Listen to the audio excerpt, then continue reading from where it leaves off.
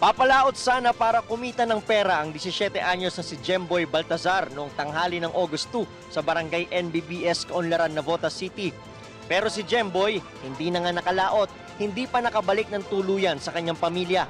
Yan ay matapos siyang pagbabarilin at mapatay ng mga pulis Navotas. Kwento ng kanyang kaibigan na kasama noon ni Jemboy, naglilima sila noon ng tubig sa bangka na gagamitin nila sa paglaot. Maya-maya po, bigla pong may nagmura pong pulis na bumaba kayo dyan, bigla pong nagpaputok yung mataba. Tapos ayun po, nataranta po yung kasama ko. Susuko na raw sana sila pareho pero tuloy pa rin sa pagpapaputok ang mga pulis. Kaya tumalon sa tubig si Jemboy. Doon na daw po siya binakbakan ng mga marami rin nagpaputok sa tubig. Nakaligtas daw siya sa pamamaril matapos itaas ang kanyang kamay. Ayon sa Navotas City Police, may hinahanap daw silang nakatakas na sospek sa pamamaril na nangyari sa barangay NBBS Kaunlaran madaling araw ng August 2. Nag-conduct po ng follow-up operation yung substation po na nakakasakop doon sa nangyaring shooting incident. Nag-conduct po sila ng follow-up operation dahil base doon daw sa natanggap nilang information, yung at large o yung nakatakas ay nandun sa isang bangka sa Babanse Street, doon din sa NBBS Kaunlaran ng Navotas City. Pero ang masaklap, hindi pala si Jemboy ang hinahanap nilang sospek. Aminado dyan ang Navotas Police. Pagkaamin din nila, mali ang naging proseso ng operasyon. Hindi po pala yun. Late na lang nila nalaman, nung nalaman na nila namatay, na iba pala yung nandun. At dahil tumalon lang sa tubig, nagkamali sila dahil sa pagpapaputok sa tubig at tinamaan yung biktima. Dapat po pag ganun, megaphone ang gagamitin.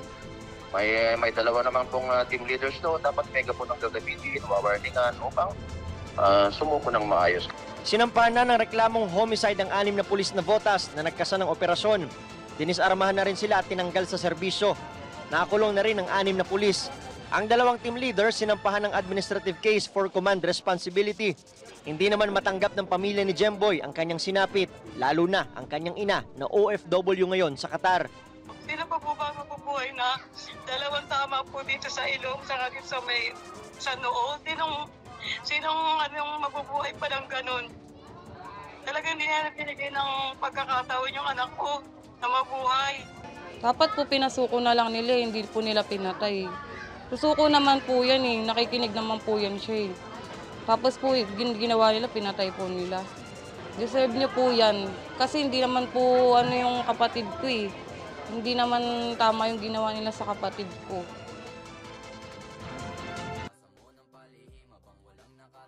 Ang matatamis ng ngiti ni Jerod Jemboy Baltazar, 17 anyos, hindi na muling masisilayan pa nang dahil sa maling akala, nagtapos ang kanyang buhay. Ang ama ni Jemboy walang nagawa kundi tumangis nang maiahon mula sa ilog ang wala ng buhay na anak. Namatay ang binatilyo matapos barilin ng mga pulis na nagsasagawa ng follow-up operation sa lugar. Pero di pala talaga siya ang hinahanap na suspect ng mga pulis. Ito yung lugar kung saan nangyari ang karimari-marim na insidente. At makikita pa sa likuran ko ang bangkang gagamitin sana noon nila Jemboy sa pangingisda. Pero habang naglilimas daw ng tubig sa bangka, nagdatingan ng mga pulis na ayon sa mga saksi, pinalibutan ang ilog na ito at sila'y pinagbabaril. Bigla po nagpa-wiring shot. As kaya nataranta po si Jemboy, kaya bumaba po agad sa butas. Maya-maya po, bigla po nagmura yung naka-civilian. Tapos po, sabi niya, lumabas kayo dyan, ayaw yung puputuan namin kayo. Tapos maya-maya po, sunod-sunod na po yung pagpaputok sa amin ng mga naka-civilian. Ang kanyang inang OFW sa Qatar, sa cellphone video na lang muna sinisilip ang labi ng bunso habang nagpapatulong pa sa OWA na makabalik sa bansa. Sobrang sakit po. Dapat hindi po nila pinagbabaril agad. Hindi po makatao. Dagdag hinanakit pa raw ang tangkang pag-areglo ng mga kaanak ng ilang mga pulis sa kaso. Ang sabi po nung una po, sila na daw po lahat sasagot. Ang sabi po namin, hindi na po namin kailangan kasi meron na pong sumagot po. Nagano po na 50,000 po. Tuloy po yung po sa kanila. Yung kaso po, kasi kung ano po yung ginawa nila, kulang pa nga po yun sa ginawa nila sa kapatid ko Managot po sila dahil po kasama po namin sa higanan. Hindi ko matanggap-tanggap. Mula yun namatay yung apo ko, hindi ba ako makatulog? Pag-amin ng Navotas City Police, hindi nasunod ang police operational procedure. Pinagbabaril daw si Jemboy kahit di siya armado. As much as possible, all available peaceful means ang dapat gamitin po ng police at ang use of firearm is our last resort. Justification lang po sa paggamit ng firearm is kung meron po talagang yun talaga yung last resort po natin. So self-defense po, defense of stranger, warning shot is prohibited po. Na-enquest at sinampahan na ng reklamong reckless imprudence resulting in homicide ang 6 na pulis na sangkot sa operasyon, bukod pa sa kasong administratibo. Sibak din sila sa pwesto at nakakulong na sa Navotas Police Headquarters. Hindi pinayagang magbigay ng panayam ang mga pulis, pero sabi ng iba sa sinumpaan sa laysay, tubig lang ang binaril nila. Gate naman ng iba, hindi sila talaga bumaril. Ang basis kasi nila is para i-compel yung allegedly yung suspect na sumuko. Kaya nagpaputok sila. Sinampahan din ang administrative case for command responsibility at inilipat sa Northern Police District Headquarters ang 2 team leader. Nangako naman ang Navotas Police na walang whitewash na mangyayari sa investigasyon at pananagutin ang dapat managot.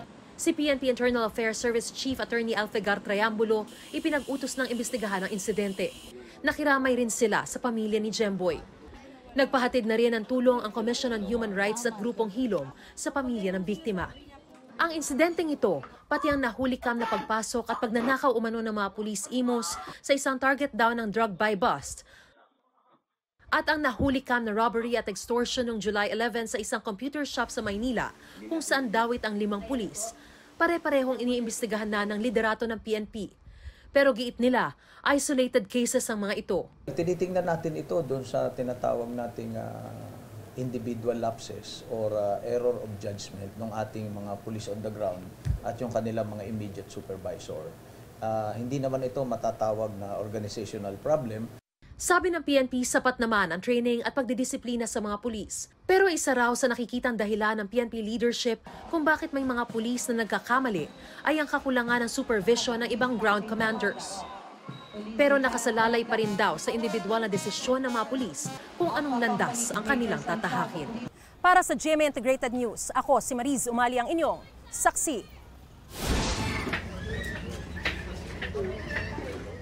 Hindi maialis ni Rodalisa ang tingin sa anak na nasa loob na ng kabaong. Ilang beses na itong hinaplos. Wala raw papantay sa sakit na mawalan ng anak sa isang iglap. Pangarap pa naman daw niyang maging seaman si Jemboy. Inaano ko pa sa kanya, seaman kasi po, di ba po nagdadagat siya, papa niya, sumasama din po sa bangka. Kasi po pag marunong ka lumangoy, seaman po talaga yung ano. Yun ang inaano ko sa kanya, kahit ilang beses ako mag-abroad, yun po talaga yung pangarap ko sa kanya. Mamimiss daw ni Rodalisa ang kakulitan ni Jemboy na nag-iisang anak na lalaki. Ang kamukha ko po siya. Ano po, pag ano, kahit lagi kong makulit po, pasaway, syempre nag-iisang lalaki. Kaya pangako niya sa anak, hindi siya titigil makamit ang hustisya. Hindi raw niya matanggap na homicide lang ang isinampang reklamo laban sa 6 na pulis. Ang kinaso lang po kasi homicide. Ang kailangan po, murder po talaga yun nangyari. Ngayong gabi, sinubukan harapin ni Rodalisa ang 6 na pulis sa presinto pero hindi pa raw pala siya handa makita ang mga ito. Kaya mensahe na lang niya sa mga ito.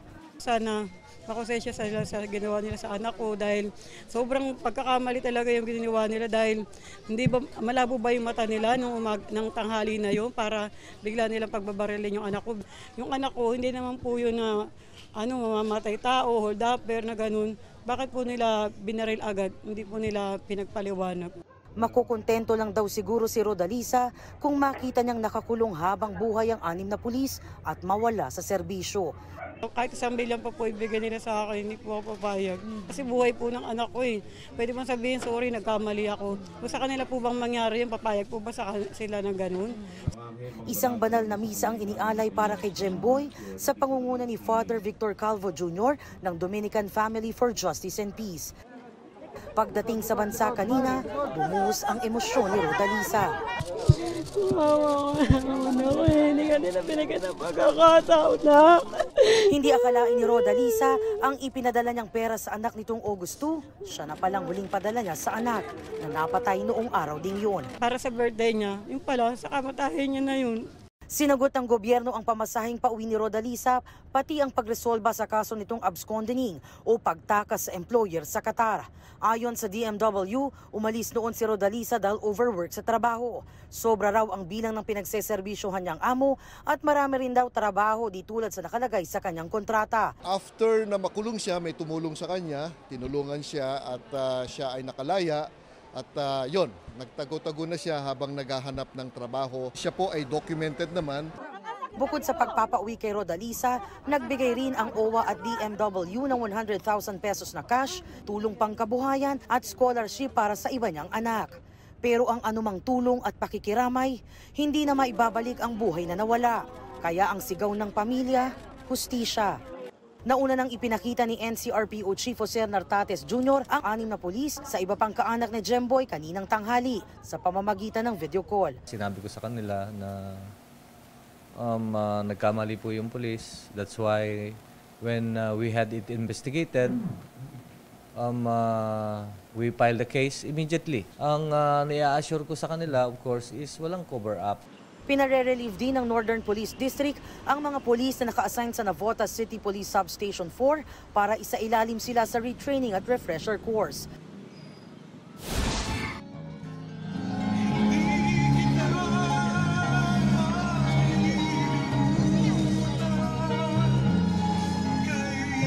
Nakaukit ng magpakailanman ang araw na ito para kay Rodalisa Baltasar at kanyang pamilya.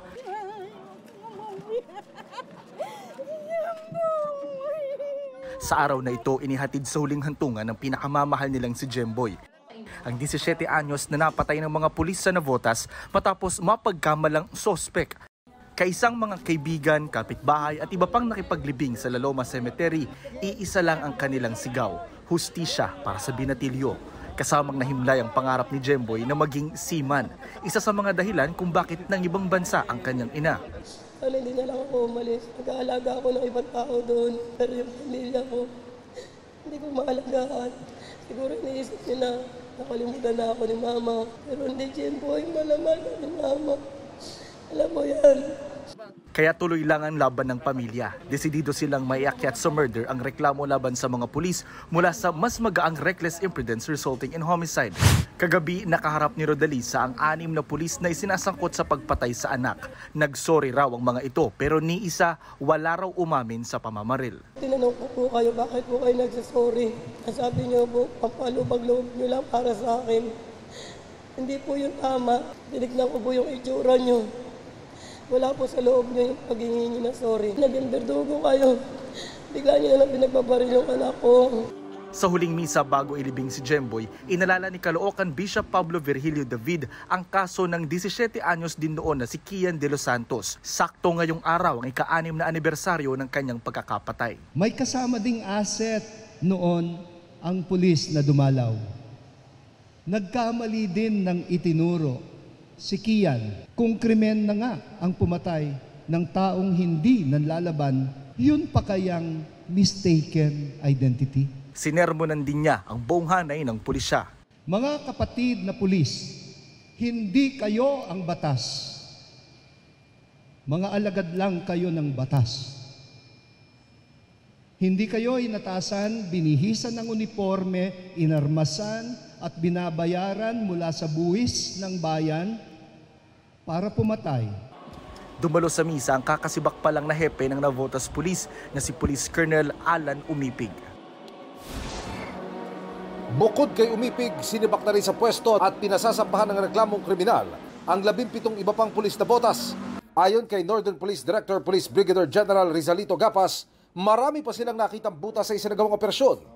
Isa na riyan ang tila pag-abandona ng operating unit kay Jemboy na ang mga kaanak na ang kumuha ng katawan sa ilalim ng ilog. Pag siya ay may nasugatan or nasaktan, ay dapat ito ay bigyan niya ng kaukulang pagsaklolo. Dapat ito ay dinala niya sa ospital, dinala niya sa doktor, binigyan niya ng first aid. Ipinagharap din ang kasong administratibo ang hepe ng Station Investigation Division at investigator on case. Kasama na po rito ay yung mga lapses na hindi paggamit po ng body-worn camera, yung pong hindi pagsasailalim sa paraffin test ng mga suspect. Naharap sa reklamong kriminal ang 20 pulis na botas, kabilang ang mga tumayong ground commander ng SWAT at Intelligence Unit. Hindi rin daw sumunod sa protocol ng wastong pag-aresto ang mga pulis. Hindi po tayo pwedeng magpaputok sa ayos sa aming rules of engagement kasi ang paggamit ng armas ay dapat lang ito kung merong imminent danger. Ayon kay Umipig, nirerespeto niya ang desisyong alisin siya sa pwesto pero itinatanggi niyang nagkaroon ng cover-up sa kaso dahil siya raw mismo ang naghain ito. Patuloy namin sinisikap na makuno ng pahayag ang iba pang nasasangkot na pulis. Bukod kay Elias Tony, may 2 pulis na botas din daw ang tetestigo para kay Gemboy. Para sa GMA Integrated News, ako si Emil Sumangil. Ako si Jonathan Nandal, ang inyong saksi. Wala raw kaalam-alam ang nasibak na hepe ng Navotas Police sa operasyong nauwi sa tagpong ito.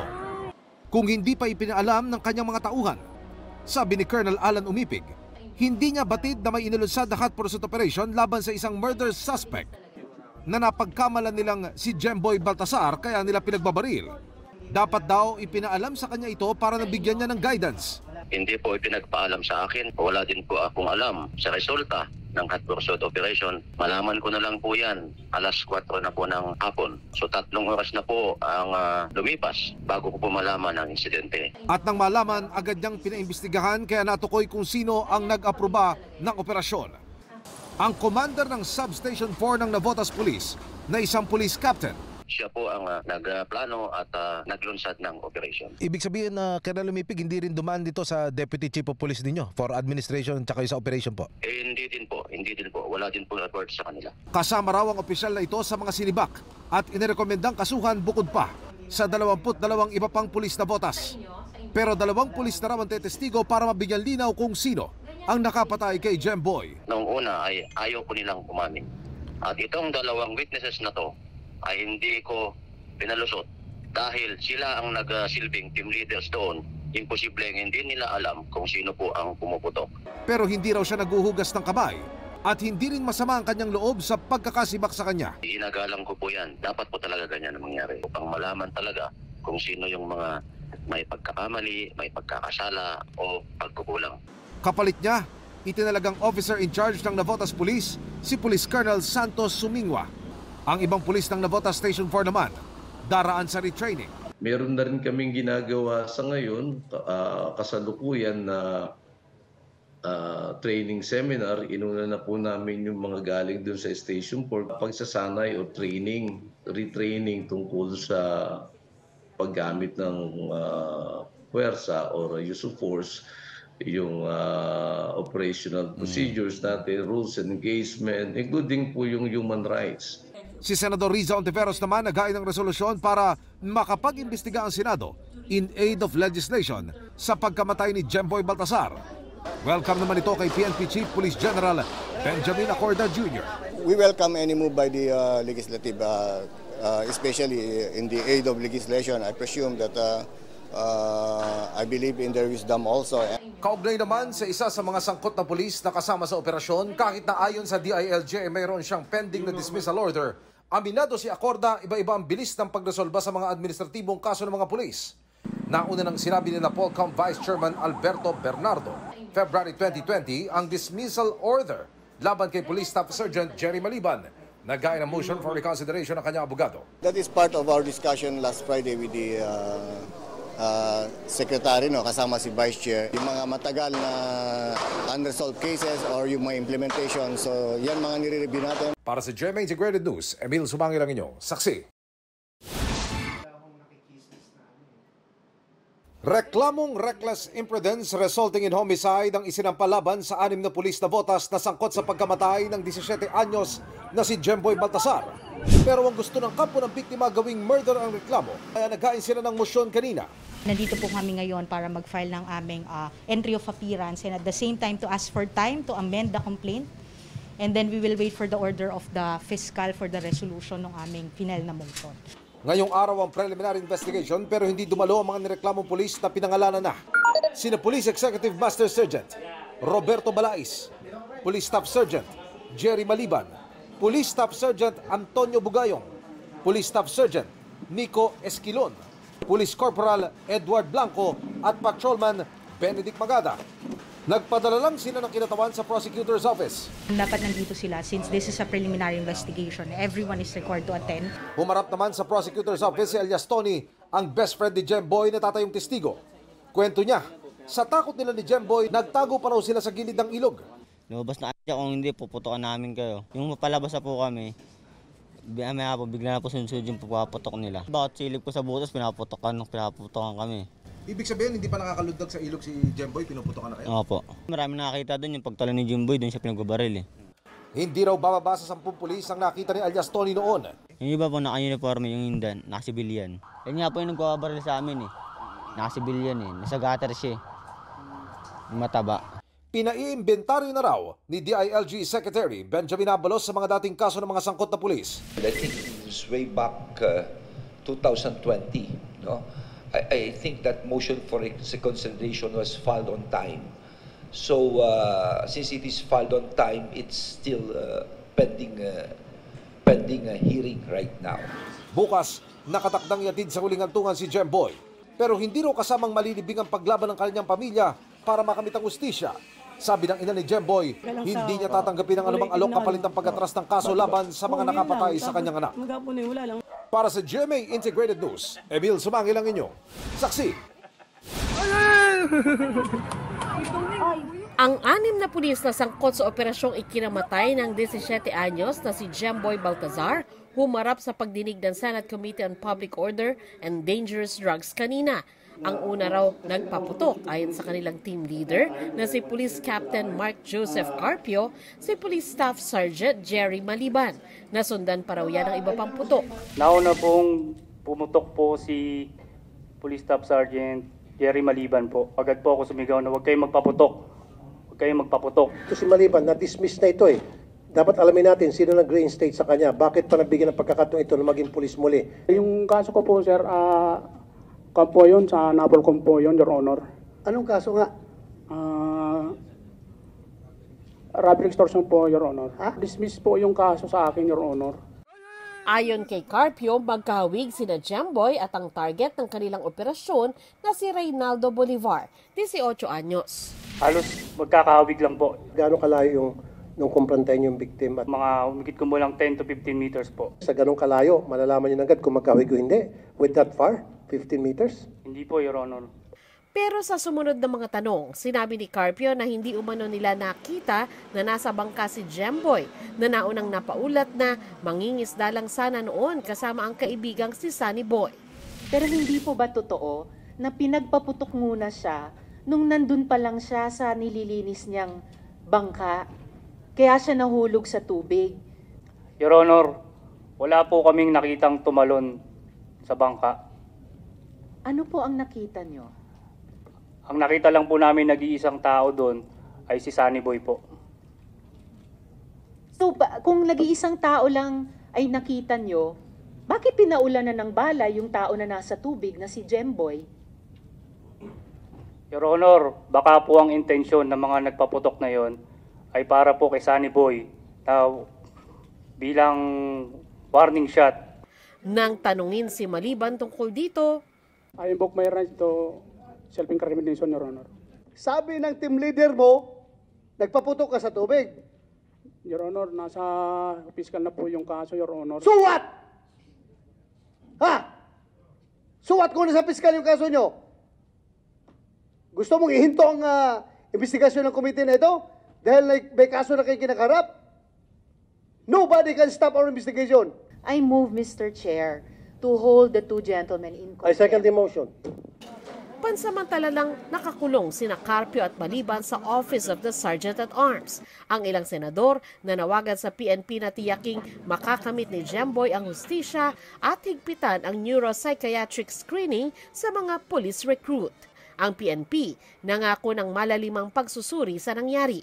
Ayon kay PNP Deputy Chief for Administration Lieutenant General Rodel Sermonia, isa sa pagbabago ipatutupad nila sa pagdisiplina sa kanilang hanay, iipiti na ang sweldo ng mga pulis na masasangkot sa irregularidad o katiwalian at pag-abuso. Titingnan din daw nila ang mga kaso ng mga pulis na na-dismiss na at muling nakabalik sa pwesto. Para sa GMA Integrated News, Sandra Aguinaldo ang inyong saksi. Humarap sa pagdinig sa Senado ang kaibigan ni Jemboy Baltazar na huli niyang kasama bago mapatay ng mga pulis na votas sa maling akala noong August 2. Sa pamamagitan ng video conferencing, sinabi nito sa Senate Committee on Public Order and Dangerous Drugs, naglilinis sila ng bangka ng paputukan ng mga pulis. Nang mahulog daw si Jemboy sa tubig, nagpatuloy umano ang pagpapaputok ng mga pulis. Kwento pa ng menor de edad na kaibigan ni Jemboy, nang dalhin daw siya sa presinto. Pinuntok po nila sa mga tagiliran ko po. Inano ka sa tagiliran? Suntok po. Sinuntok ka sa tagiliran? Ilang beses ka sinuntok? Ilang beses lang po, pero malalakas po. Ilan? 3 beses lang po, pero malalakas yung suntok. 3 beses kang sinuntok ng malakas sa tagiliran. Pinahilera ni Committee Chairman Senador Bato de la Rosa ang 6 sa 19 na pulis na kasama sa operasyon para maituro ang nanakit sa kanya. Wala po dyan, ma'am. Wala. Wala po. Sinong maliit sa inyo? May bigote po siya. Maliit at may bigote. Kilala po ni Captain Carpio. Itinanggi naman ito ni Police Captain Mark Joseph Carpio, ang team leader ng mga pulis. No sir, wala pong may bigoting pulis sa amin. Asset. Wala rin po akong asset sir. Sinabi rin ng testigo na pinasasabi umano sa kanya ni Carpio na merong dalang droga at baril si Jemboy. Binago rin umano na investigador ang kwentong nilalaman ng affidavit na pinapirmahan sa kanya. Itinanggi ng mga sangkot na pulis ang mga paratang na ito. Nag-init naman ang ulo ng ilang senador nang lumabas sa pagdinig na walang video mula sa body-worn camera na suot ng isang pulis sa operasyon dahil hindi umano ito napindot para makapag-record. Ang ano lang sa amin sir, binigay sa amin na naka-on lang po. Hindi mo pinindot? Hindi ko na po napindot sir. Bakit hindi mo pinindot? Hindi ko naman po alam kung paano i-operate yung sir eh. Talagang sinadya mo na hindi mag-record. Hindi po, Your Honor. Pwede raw naman mag-live streaming ang kamera para mapanood sa kanilang estasyon. Ang kaso, wala naman daw nakamonitor ng mga oras na yon. Ni hindi daw alam ng kustodya ng kamera na merong nagaganap na operasyon. Anong ginagawa mo noon? Gumagawa po ng presentation. Hindi po namin minomonitor ng 24 hours talaga yun. Mahiya na lang kayo sa mga pamilya ni Jemboy. Please naman. Hot pursuit operation, di ba? Sabi nyo, inaaresto nyo si Mr. Bolivar, di ba? Yung lahat ng explanation nyo ay mga hindi katanggap-tanggap. Mga pulis pa naman kayo. Sayang. Sayang ang sweldo ng gobyerno sa atin. Nauna nang sinabi ng pulisya na mistaken identity ang nangyari dahil ang tunay na pakay nila noon ay arestuhin ang suspect na si Reynaldo Bolivar. Sinabi rin nilang hindi umano nila nakita si Jemboy sa bangka. Ipinakita ni Senadora Risa Ontiveros ang litrato raw ng bangka na may marka ng dugo na palatandaan aniya na sa bangka tinamaan si Jemboy. Humarap din sa pagdinig ang kapatid ni Jemboy na si Jessa at tiyuhin na si Nicanor Guillermo. Sinabi nilang pinagbawalan sila ng mga pulis na hanapin si Jemboy sa tubig na posible raw sanang nakapagligtas pa rito. Nababahala rin daw ang pamilya ni Jemboy para sa kanilang kaligtasan. Hindi tayo magkakalaban. May lamit lang namin yung ano ba totohanan. Dahil wala naman po kami lalaban sa umigaan mo.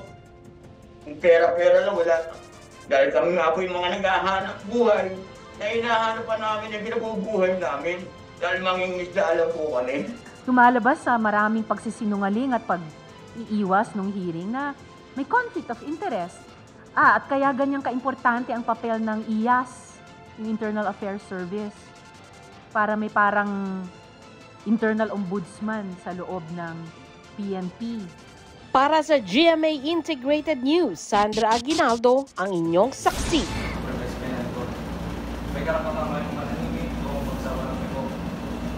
Sa mismong araw na inilabas ng korte ang warrant of arrest, sumuko din ang 6 na dismissed na pulis na botas na sangkot umano sa pagpatay sa menor de edad na si Jemboy Baltazar sa Provincial Field Unit ng PNP CIDG sa probinsya ng Quezon. Yan ay sina Police Staff Sergeant Jerry Maliban, Police Staff Sergeant Antonio Bugayong, Police Executive Master Sergeant Roberto Balais Jr., Police Staff Sergeant Nico Pines Esquelon, Police Corporal Edward Jade Blanco at Patrolman Benedict Mangada. Nagkita-kita raw muna sila sa Parañaque bago bumiyahe, kung saan sinamahan sila ng kanilang abogado. Yung isa po doon sa mga accused po ay may malapit pong kaanak na kilala po yung isang pulis po natin doon na naka-assign po sa CIDG Provincial Field Unit po sa Lucena, Quezon. So minarapat po nila doon na sumuko. This is a welcome development sa ating lahat. Hindi na tayo pinahirapan pang maghanap, bagkus kusang loob silang sumuko at nagpasailalim sa ating prosesong legal. Malaking bigat sa dibdib naman daw ang nawala sa lola ni Jemboy. Ngayong alam niyang kulong na ang 6 na pulis habang dinidinig ng korte ang kanilang kasong murder. Pero hindi rin daw niya maiwasang maawa sa mga namaril umano sa kanyang apo. At paano maawa ka rin po sa kanila? May pamilya po sila eh. Kaya lang, hindi naman natin inaasahan na umantong sa ganyan na pagkakamali nila. Pansamantalang mananatili sa jail facility ng PNP-CIDG sa probinsya ng Quezon ang 6 na akusadong pulis habang hindi pa naglalabas ng commitment order ang korte kung saan sila dapat makulong. Para sa GMA Integrated News, June Veneracion ang inyong saksi. Di natatapos ang sakit para sa magulang na sa isang iglap nawala ng anak. Yung buhay ng anak ko, parang aso lang, kaya puso na ilang lang nila paghihirapan tapos parang wala silang ginawa. Para nasa niyo po yung hustisya, yung katarungan para sa anak ko. Nagbalik nga raw sa kanilang alaala ang nangyari noong August 2. Kalong-kalong ng kanyang ama ang wala ng buhay na katawan ng 17 anyos noon na si Jemboy Baltasar matapos mapagkamalang suspect sa hot pursuit operation. Bumalik sa akin na alaala yung nung makita ko sa balsa na parang pinatay uli siya. Talagang masama loob sa mga pulis na yan. Nung makita ko yung tama niya sa mukha. Nabaril siya sa ulo, tapos nabaril pa siya sa kamay, tapos nababad po siya sa tubig ng 3 oras. Hindi sila nagkamali sa operation nila. Boy, pasana yung anak ko. Puntod na lang ni Jemboy ang mabibisita ng mag-asawa. Kaya ganun na lang ang pagkadismaya nila sa hatol ng Navotas RTC Branch 286 sa mga akusadong pulis. Sa 6 na pulis na Navotas na kinasuhan ng murder, isa lang ang nahatulang guilty para sa mas magaan na kasong homicide, si Staff Sergeant Jerry Maliban. Maharap siya sa 4 hanggang 6 na taong pagkabilanggo. Napatunayan sa korte base sa mga ebidensya na ang balang tumama kay Jemboy ay galing sa baril ni Maliban na siya raw unang nagpaputok noon. Si Police Staff Sergeant Jerry Maliban po ay napatunayang nagkasala lang ho sa homicide. Hindi po napatunayang pinlano niya yung paraan kung paano niya gagawin yung krimen. Yung pagputok niya ng baril, ginawa lamang niya nung nakita niyang mag-e-escape na ho yung biktimang si Gerald Jemboy Baltasar. Guilty naman para sa illegal discharge of firearms sina Police Executive Master Sergeant Roberto Balais Jr., Police Staff Sergeant Nico Esquelon, Police Corporal Edmar Jade Blanco at Patrolman Benedict Mangada na pawang sa tubig daw nagpaputok ng baril. 4 na bang pagkakakulong ang pinataw sa kanila, pero pinapabawas pa rito ang kanilang preventive imprisonment at kung lumabas na pasok na ito sa kanilang sentensya ay dapat palayain daw agad sila. Naakwit naman si Staff Sergeant Antonio Bugayong Jr. dahil hindi raw napatunayang nagpaputok siya ng baril. Sinubukan namin kunin ang panig ng 6.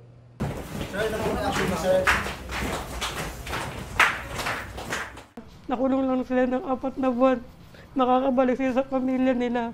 Pero ikaw hindi na. Kahit 1 milyon sila mag-sorry sa akin, hindi ko sila mapapatawad. Tama ng bala sa ulo at pagkalunod ang lumabas sa sanhi ng pagkamatay ni Jemboy. Sabi sa desisyon ng korte na iwasan sanang nangyaring trahedya kay Jemboy kung naghunos dili ang mga pulis. Sa investigasyon noon ng pulisya, lumabas na maraming buta sa isinagawang operasyon.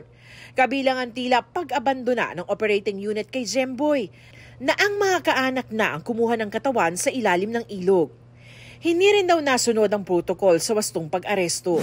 Ito po ay magsisilbing reminder at eye-opener sa ating mga kapulisan na kapag hindi po kayo susunod doon sa mga umiiral po ng mga police operational procedure with respect to proper approach sa mga inaaresto po natin, you will suffer the same fate as what happened dito po sa mga pulis natin. Katuwang ang Department of Justice at Office of the Solicitor General, iaapila ng pamilya ang hatol sa Court of Appeals. Itong decision ngayon ay sa tingin ho namin hindi sapat dahil meron makakalaya na mga pulis. Marami po tayo nakita ang mga areas or arguments dun sa decision na pwede pa din natin i-argue on appeal. At kahit nananatili sa Witness Protection Program ang pamilya dahil sa takot para sa kanilang mga buhay, tuloy daw ang kanilang laban para sa hustisya. Ginawa namin lahat, pero pinulang pa rin. Pero hindi man sa ngayon natin makukuha yung hustisya. Pagkamatay mo, meron pang pagkakataon na may tutulong sa atin na makuha natin yung hustisya na para sa'yo. Jemboy, lalaban at lalaban tayo. Hindi po kami susuko. Hanggat kaya namin, kahit sa huling hininga namin mag-asawa, lalaban at lalaban kami. Para sa GMA Integrated News, ako si Sanima Rafran, ang inyong saksi.